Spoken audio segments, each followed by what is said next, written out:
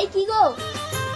ছি বাবা, মা মারা গেছে বলে এই বয়সে ছেলে বৌমা থাকতে তুমি আর একটা তো আমাকে দেখিস না, এই বয়সে আমাকে কে দেখবে? এবার তোমার একটা সৎ ভাই হবে, তারপরে এই সব কিছুর ভাগ হবে। আমি কি দাঁড়াও বাবা, তুমি এক্ষুনি ওকে বিদায় করো।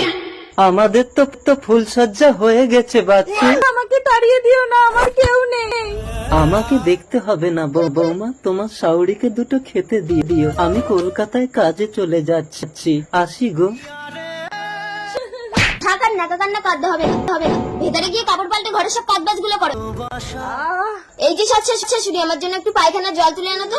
দাও বৌমা, এনে দিচ্ছি। কি গো আমাদের কি একটা বাচ্চা কাচ্চা হবে না? চলো ভেতরে গিয়ে চেষ্টা করি।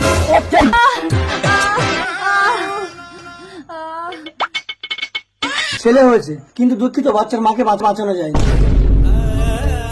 বাবা, কি হলো গো? বাবা হার্ট অ্যাটাক করে মারা গেছে। তার মানে তোমার এই সৎ ভাই কি এখন আমাকে মানুষ করতে? কোনো কেউ জানে না, তুমি ওকে দাও, পানা পুকুরে ফেলে দিয়ে আসি। তার মানে আমার বাচ্চা হবে। Hello doctor. সরি বাচ্চুদা, আপনার স্ত্রী মরা বাচ্চার জন্ম দিয়েছে। আমি যে জীবন্ত বাচ্চাটাকে তোমরা পানা পুকুরে ফেলে দিয়েছিলে, এটাই সেই বাচ্চা।